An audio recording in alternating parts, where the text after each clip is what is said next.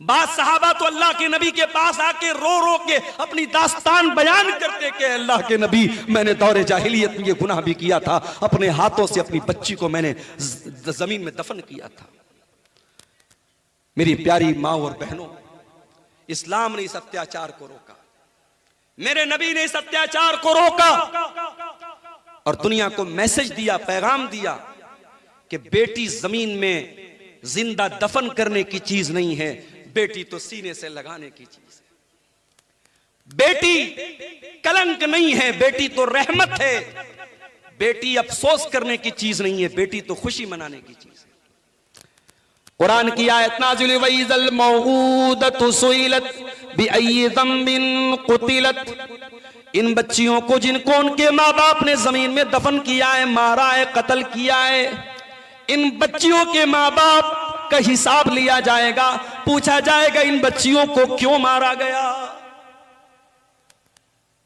आजकल social media पर एक लाइन बहुत ज्यादा चल रही है। वो एक मछली के बारे में एक छोटी सी नज़्म बच्चों को नर्सरी में पढ़ाई जाती है। मछली जल की रानी है, जीवन उसका पानी है, हाथ लगाओगे डर जाएगी, बाहर निकालोगे मर जाएगी। किसी ने लिखा इस लाइन पर कि किसी ने सोचा नहीं था कि हाथ लगाओगे डर जाएगी, बाहर निकालोगे मर जाएगी। ये लाइन किसी ने मछली के लिए बनाई थी। किसी ने सोचा नहीं था कि ये दौर भी आएगा कि ये लाइन बेटियों के लिए सही और सटीक साबित हो जाएगी। आज बेटियों का हाल ये हो गया कि हाथ लगाओगे डर जाएगी, बाहर निकालोगे मर जाएगी।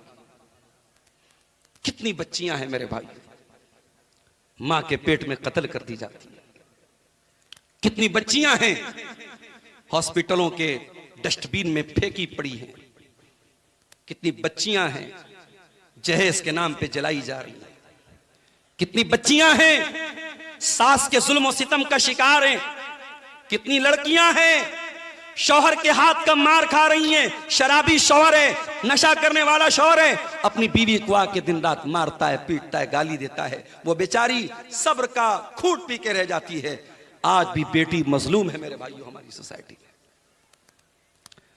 1400 साल पहले मुहम्मदुर रसूलुल्लाह सल्लल्लाहु अलैहि वसल्लम ने दुनिया को यह पैगाम दिया, मन आला जारियतैन हत्ता तबलुगा जा यौमल क़ियामत याना वहुवा कहातैन। आपने अपनी 2 उंगलियों से इशारा करके फरमाया, जिसने 2 बेटियों को पाला होगा, 2 बेटियों की परवरिश का हक अदा किया होगा, 2 बेटियों के बाप को अल्लाह ताला कयामत के दिन उसके नबी के साथ रखेगा। वो कयामत के दिन अपने नबी के साथ आएगा। आपने इस तरीके से अपनी उंगलियों से इशारा करके फरमाया, जिस तरीके से ये दोनों उंगलियां एक दूसरे के साथ अटैच हैं, मिली हुई हैं, जुड़ी हुई हैं। बच्चियों का बाप नबी के साथ आएगा। बुखारी की रिवायत है, हजरत आयशा फरमाती हैं, एक साइला आती है भीख मांगने वाली, उसके साथ 2 छोटी छोटी बच्चियां हैं। उसने मुझसे खाने को कुछ मांगा, फलम तजिद इंदी गैर तमरतिन, मेरे घर में एक खजूर थी, बस मैंने वो खजूर उठा के उस औरत को दे दी। मेरी प्यारी माँ बहनों, जरा गौर करो, नबी की बीवी और नबी के घर का क्या हाल है। नबी के घर में भीख मांगने वाली औरत आती है और नबी के घर में खाने को कोई चीज नहीं है सिवाय एक खजूर के, और वो खजूर भी अम्मा आयशा उस औरत को उठा के दे देती हैं। वो खजूर उस औरत ने ली और उसके 2 टुकड़े करके दोनों बच्चियों को दे दिया। उस औरत ने खुद कुछ नहीं खाया। हजरत आयशा ये मंजर देख करके हैरान हो जाती हैं। जब अल्लाह के प्यारे नबी घर आते हैं, अम्मा आयशा बयान करती हैं, अल्लाह के नबी ऐसा मंजर मैंने देखा, औरत मांगने आई थी, मैंने एक खजूर दी, उस औरत ने अपनी खजूर के 2 टुकड़े करके दोनों बच्चियों को दे दिया और खुद उस औरत ने कुछ नहीं खाया। अल्लाह के प्यारे नबी ने फरमाया, ऐ आयशा मनिबतुलिया मिन हाज़िहिल बनाति शैअन कुन्न लहू सित्रम मिनन नार। अय आयशा, बेटियों की परवरिश करना आसान काम नहीं है। बेटियां बहुत बड़ी आजमाइश बन करके आती हैं, बहुत बड़ा इम्तिहान बन करके आती हैं, और जो इस इम्तिहान में, इस परीक्षा में पास हो जाए, जो इस इम्तिहान में खरा उतर जाए, उसको अल्लाह ताला जहन्नम की आग से बचाएगा। ओ लोगो, तुम्हें बेटी जहन्नम की आग से बचाने के लिए आती है, और तुम उस बेटी को उसकी माँ के पेट में कत्ल कर डालते हो। उस बेटी के पैदा होने पर तुम अफसोस करते हो। ये बेटी अफसोस के लायक नहीं, ये बेटी तो खुशी मनाने के लायक है। अगर बेटी कलंक होती, अल्लाह अपने नबी को 4-4 बेटियां ना देता। मेरे नबी से पूछो कि बेटियों को कैसे पाला जाता है। 4-4 बेटियां मेरे नबी की हैं, और चारों बेटियों की परवरिश अल्लाह के प्यारे नबी ने बड़े लाडो प्यार से की। आपकी सबसे छोटी बेटी हजरत फातिमा ज़हरा रजी अल्लाह ताला अन्हा जब कभी मिलने के अपने बाप से आती थी, अपने अब्बा से आती थी, बुखारी की रिवायत है, अम्मा आयशा फरमाती हैं, रहबा बिइब्नतिही, अल्लाह के प्यारे नबी अपनी बेटी को मरहबा कहते थे, वेलकम कहते थे, खुशामदीद कहते थे। अपनी बच्ची को आगे बढ़कर के उसके हाथ को चूम लेते थे, और अपने बाजू में, अपने बगल में, अपने करीब में अपनी बेटी को बिठाया करते थे। ओ लोगों, बेटियों को प्यार देना, बेटियों को इज्जत देना, बेटियों को लाडो प्यार करना, ये मुस्तफा की सुन्नत है, ये नबी की सुन्नत है।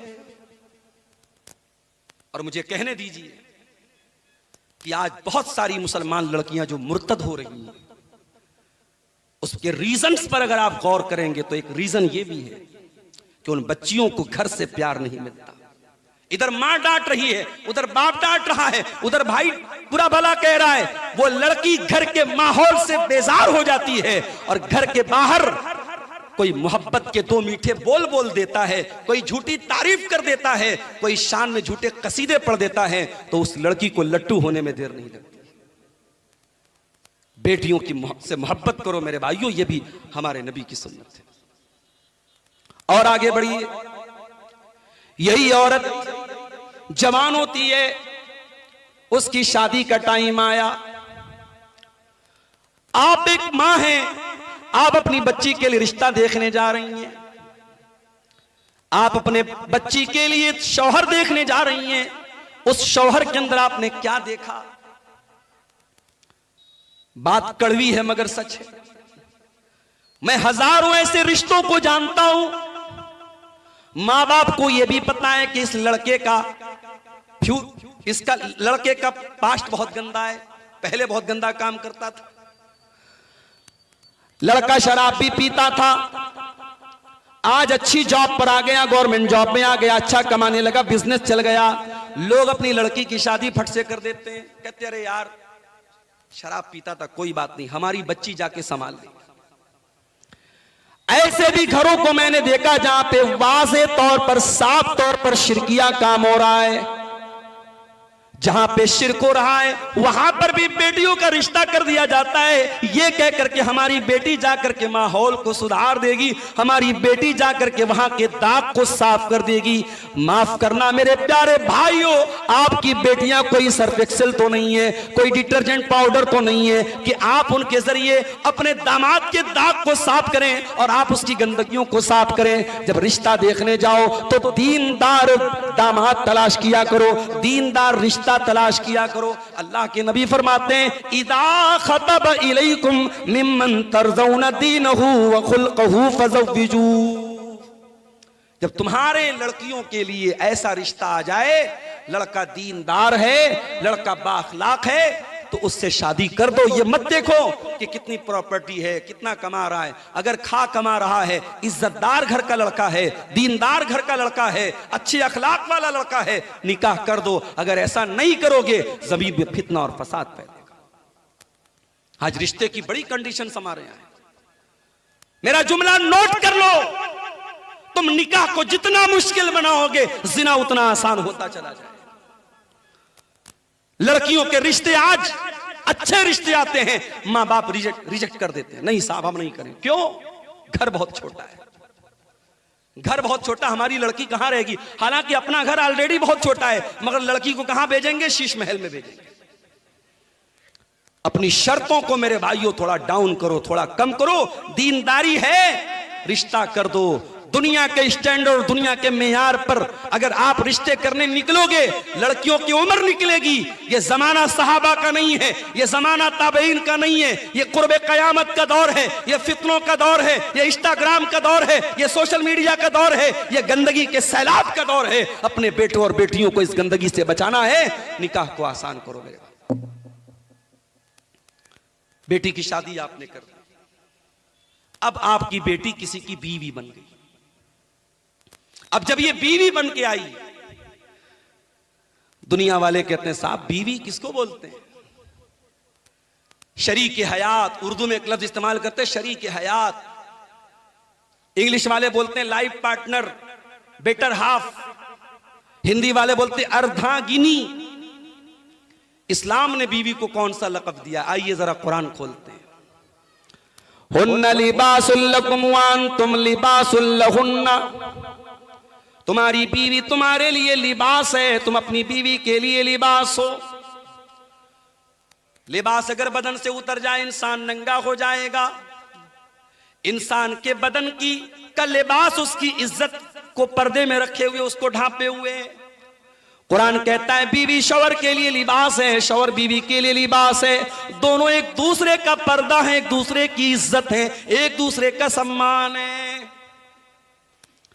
कुरान कहता है वमिन आयातिही अन खलक़ लकुम मिन अनफुसिकुम अज़वाजन लितस्कुनू इलैहा, तुम्हारी बीवी तुम्हारे सुकून का जरिया है। वजअल बैनकुम मवद्दतन व रहमा, और अल्लाह ने मियाँ बीवी के दिल में एक दूसरे की मोहब्बत और रहमत पैदा कर दी है। मियाँ बीवी के दिल में मोहब्बत अल्लाह पैदा करता है। मियाँ बीवी की मोहब्बत रेस्टोरेंट में पैदा होने वाली मोहब्बत नहीं है, पार्कों में पैदा होने वाली मोहब्बत नहीं है, सोशल मीडिया से पैदा होने वाली मोहब्बत नहीं, ये अल्लाह की पैदा की हुई मोहब्बत है, ये हलाल मोहब्बत है, ये जायज मोहब्बत है। तो बीवी जब औरत बीवी बन के आई है तो घर के सुकून का जरिया बन गई। इसीलिए अल्लाह के नबी से पूछा गया, अय अल्लाह के प्यारे नबी अय्युन निसाई खैर, सबसे बेहतरीन औरत कौन सी है? आपने फरमाया अल्लती तसुर्रुहु इज़ा नज़र, सबसे बेहतरीन बीवी वो है जब शौहर देखे तो खुश हो जाए। वह तुतीउहु इज़ा अमर, और जब शौहर बीवी को कोई हुक्म दे तो बीवी बात मान ले। वला तुखालिफुहु फी नफ्सिहा व मालिही बिमा यकरा, और अपनी आबरू के सिलसिले में और शौहर के माल के सिलसिले में कोई ऐसा कदम ना उठाए जो शौहर को नाराज कर दे। ये तीन चीजें, ये तीन क्वालिटी एक बेहतरीन औरत की निशानी है। बीवी बनकर के औरत आई है तो शौहर को सुकून दे रही है। और हम लोग एक अक्सर एक लाइन सुनते हैं कि हर कामयाब मर्द के पीछे किसी औरत का हाथ होता है। मैं इस लाइन से पूरी तरीके से तो एग्री नहीं हूं। जिस तरीके से हर कामयाब मर्द के पीछे किसी औरत का हाथ होता है, वैसे ही हर कामयाब औरत के पीछे भी किसी मर्द का हाथ होता है। जब तक बाप अपनी बेटी की हौसला अफजाई ना करे, शौहर अपनी बीवी का साथ न दे, भाई अपनी बहन का साथ न दे, वो दुनिया में कुछ नहीं कर सकता।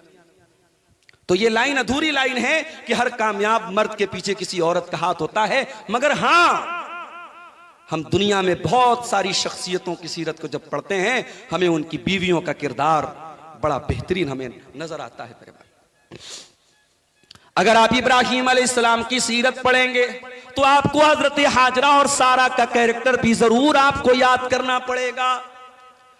अगर आप जनाबे मोहम्मद रसूलुल्लाह सल्लल्लाहु अलैहि वसल्लम की सीरत पढ़ेंगे तो अम्मा खदीजा की कुर्बानियों को आप कभी फरामोश नहीं कर पाएंगे।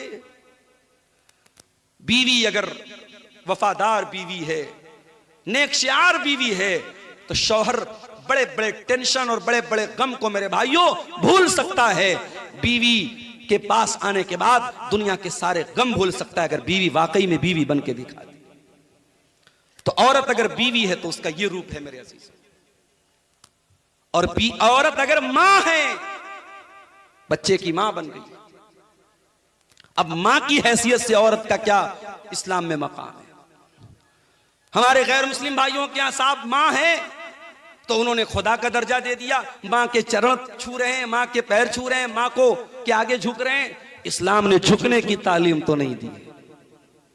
इस्लाम ने मां के को खुदा का दर्जा तो नहीं दिया है, ये शिर्क हो जाएगा, ये हराम हो जाएगा।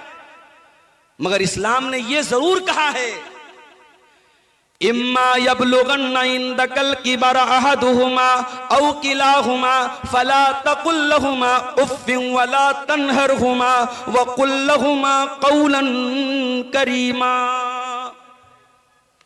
ऐ इंसान, तू दुनिया में चाहे जितनी तरक्की कर ले, जितना नाम कमा ले, जितना पैसा कमा ले, जब अपनी माँ के पास आना, माँ से अदब से बात करना, माँ से कभी डांट के बात ना करना, झिड़क के बात ना करना। वक़्फ़िज़ लहुमा जनाह ज़ुल्ल मिनर रहमा, और अपनी माँ के लिए अपने रहमत के बाजुओं को बिछा देना। वक़ुर रब्बिरहमहुमा कमा रब्बयानी सगीरा, और हमेशा ये दुआ करते रहना, ऐ अल्लाह मेरे माँ बाप पर रहम फरमा, उन्होंने बड़ी मुसीबतों और परेशानियों को झेल करके मुझको पाला है।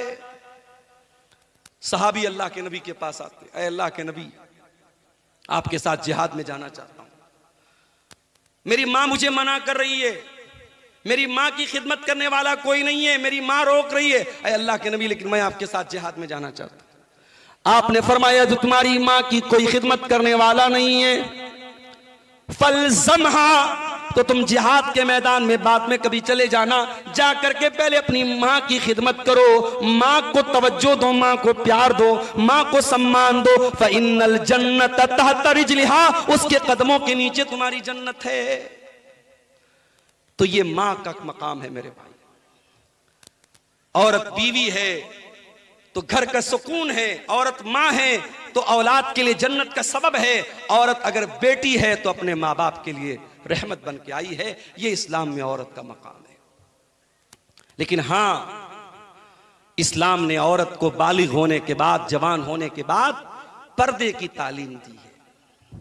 या अय्युहन नबी कुल लिअज़वाजिका व बनातिका व निसाइल मुमिनीना युदनीना अलैहिन्ना मिन जलाबिबिहिन्ना। ऐ नबी, अपनी बीवियों से कह दो, अपनी बेटियों से कह दो, तमाम मुसलमान औरतों से कह दो, जब वो अपने घर से निकले तो अपने ऊपर जिलबाब डाल लें, अपने ऊपर चादर डाल लें, अपने ऊपर नकाब डाल लें। ज़ालिका अदना अन युरफ़ना फला युज़ीन। ये चादर, ये नकाब, ये पर्दा दुनिया को बताएगा ये इज्जतदार घर की लड़कियां हैं, ये इज्जतदार घर की औरतें। माफ करना मेरी मां और बहन, किसी जमाने में ये नकाब था पाक दामन औरत की निशानी, अब ये नकाब पाक दामन औरत की निशानी नहीं रह गया है। दरभंगा से आपके गांव में आते हुए कितने नकाब मुझे नजर आए। उस नकाब का मकसद अपनी खूबसूरती को छुपाना नहीं था, अपनी खूबसूरती को दिखाना था। और आज अफसोस की बात यह है, मेरे पास राजस्थान के कोटा शहर से एक फोन आया 2 दिन पहले। एक नौजवान ने मुझे फोन किया। कोटा शहर मेडिकल की तैयारी के लिए जाना जाता है, बहुत फेमस शहर है। वो लड़का रहने वाला था झारखंड का, पाकुड़ का रहने वाला था। उसने कहा, मौलाना साहब कुछ बात करना है, फुर्सत में हो तो बताएं। मैंने कहा बताओ। वो लड़का रोते हुए मुझे एक बात बताता है। उसने कहा, मौलाना साहब मैं मेडिकल की तालीम हासिल करने यहां आया हूं। मैंने 5-6 महीना पहले एक मुसलमान लड़की को, जो सर से पैर तक नकाब में रहती थी, उसको मेडिकल की कोचिंग करते हुए देखा था। मैं बहुत खुश हुआ। चलो, इस दौर में मुसलमान लड़की मेडिकल की तालीम, वो भी पर्दे में रह करके हासिल कर रही है, बहुत अच्छी बात है। लेकिन मौलाना साहब, उसी लड़की को 2-4 रोज पहले मैंने बगैर नकाब के, नकाब भी उतर गया, पर्दा भी उतर गया, और बगैर पर्दे के और बगैर नकाब के मैंने गैर मुस्लिम लड़कों के साथ रंगरलियां मनाते, टहलते, घूमते, हंसी मजाक करते और मौज मस्ती करते हुए इसी कोटा शहर के अंदर देखा। वो नौजवान जिसका कोई मैटर नहीं है ये, वो रोते हुए कहता है, मौलाना मेरा कलेजा छलनी होता है ये मंजर देख के, मुझे कोई तरीका बताइए मैं क्या करूं। कितने नौजवान हैं जिनके दिल में ईमान की गैरत और हमीयत है, वो जब अपनी मुसलमान बहन को किसी मुशरिक की बाहों में देखते हैं, उनकी गैरत ईमानी जाग जाती है, उनके के खून के अंदर जोश पैदा होता है, मगर वो अपनी हमीयत और अपने जोश और जज्बे को कंट्रोल करते हैं। मेरे भाई, नकाब पहन करके आज मुसलमान लड़कियां बाइकों पर आपको मुशरिकों और काफिरों के साथ रंगरलियां मनाते हुए नजर आ जाए। घर से नकाब में निकली है, लेकिन वहां जाकर के किसी मुशरिक के साथ वो बदकारी कर रही है। इसीलिए मैं कहता हूं कि सिर्फ नकाब पहन करके घर से निकलना ये काफी नहीं है, जब तक आप अपनी बेटियों को नकाब का मकसद नहीं बताएंगे। आपकी लड़की को अगर नकाब का मकसद नहीं बताए तो वो, जैसे मैं राजस्थान गया, वहां मैंने देखा कि गैर मुस्लिम औरतें भी जो है घूंघट निकाल रही हैं। जिसकी शादी होगी घूंघट निकाल के चल रही है, तो वो घूंघट उनकी परंपरा है, उनका ट्रेडिशन है, उससे कोई मजहब का ताल्लुक नहीं है। वैसे ही आपने अगर नकाब का मकसद नहीं बताया, अपनी लड़की को दीनी तालीम नहीं दिया, कुरान और सुन्नत की तालीम नहीं दिया, तो आपकी बेटी पर्दा तो करेगी, नकाब में तो निकलेगी, मगर एक ट्रेडिशन समझ के निकलेगी। जब कहीं घूमने फिरने जाएगी, कहीं मौज मस्ती करने जाएगी, नकाब को उतार के पर्स में डाल। तो नकाब का मकसद क्या है, पर्दे का मकसद क्या है? ऐ मुसलमान औरत, ये नकाब तेरी आइडेंटिटी है। जैसे मोबाइल होता है ना, इस पर पैटर्न लॉक हम लगा देते हैं। अब ये पैटर्न लॉक जब तक हम पैटर्न नहीं डालेंगे, पासवर्ड नहीं डालेंगे, मोबाइल का लॉक खुलने वाला नहीं है। मुसलमान औरत का नकाब उसका पैटर्न लॉक है, उसका पासवर्ड है, उसकी आईडी है, उसकी आइडेंटिटी है। दुनिया को मालूम हो जाता है कि नहीं, ये लॉक औरत है, ये इज्जतदार औरत है, इसको छेड़ नहीं सकते, इससे हम फेयर नहीं हो सकते, इससे फ्री नहीं हो सकते, इससे फ्रैंक नहीं हो सकते। ये दुनिया को एक मैसेज चला जाता है। अच्छा, आजकल क्या हो रहा है, वक्त मेरा चूंकि 11:15 बज रहे हैं और थोड़ा सा ताखिर हो गई मुझे टाइम मिलने में भी। मुंतज़िमीन को मैंने बताया था मुझे अभी फौरन निकलना है, पटना जाना है। सुबह 3:15 बजे मेरी ट्रेन है पटना से, लंबा सफर है यहाँ से। चंद आखिरी बातें करके बात खत्म कर रहा हूं। ये जो पर्दा है ना, बाज मुसलमान लड़कियां जब कॉलेज में पढ़ती हैं, थोड़ी मॉडर्न एजुकेशन हासिल करती हैं, तो क्या कहती हैं, ये पर्दा वर्दा कोई चीज नहीं है। असल चीज क्या है, दिल साफ होना चाहिए। हमारे पड़ोसी मुल्क में डॉक्टर जाकिर नायक साहब ने एक न्यूज एंकर से कह दिया कि मेकअप लगा करके कोई औरत अगर किसी मर्द के सामने बैठी है, मेकअप करके, बन करके, संवर करके, और आधा घंटे तक वो मर्द उस औरत के सामने रहता है और मर्द के दिल पे कोई चेंजिंग, कोई हलचल नहीं होती है, तो उस मर्द को इलाज कराना चाहिए, वो मर्द नहीं है। बड़ा बवाल हुआ साहब वहां। लोगों ने कहा डॉक्टर जाकिर नायक की सोच बड़ी गंदी है। सोच गंदी नहीं है, ये नेचुरल बात है। और अगर तुमको लगता है कि ये गलत बात है तो जरा बर्दाश्त करके दिखाओ। तुम्हारा दोस्त तुम्हारे घर में आया है और तुम्हारी बीवी सामने बैठी है बन करके, सवर करके, मेकअप करके, और तुम्हारा दोस्त बैठ करके उसको निहार रहा है। अगर तुम्हारे अंदर वाकई में शौहर की गैरत है, मर्दानगी है, तो क्या तुम बर्दाश्त करोगे? घर में आओगे और सामने देखोगे कि दोस्त मेरी बीवी के सामने बैठा है और आधा घंटे से बैठ के निहार रहा है, तो आप कहेंगे कोई हर्ज की बात नहीं, दिल में कोई हलचल नहीं पैदा होती। आपको गुस्सा आएगा, आप नाराज होंगे, बीवी को डांटेंगे, ये क्या बदतमीजी है। तो जिस तरीके से आपकी बीवी एक औरत है, दुनिया की तमाम बीवियां किसी न किसी की, दुनिया की तमाम औरतें हैं किसी न किसी की बीवी है मेरे भाई।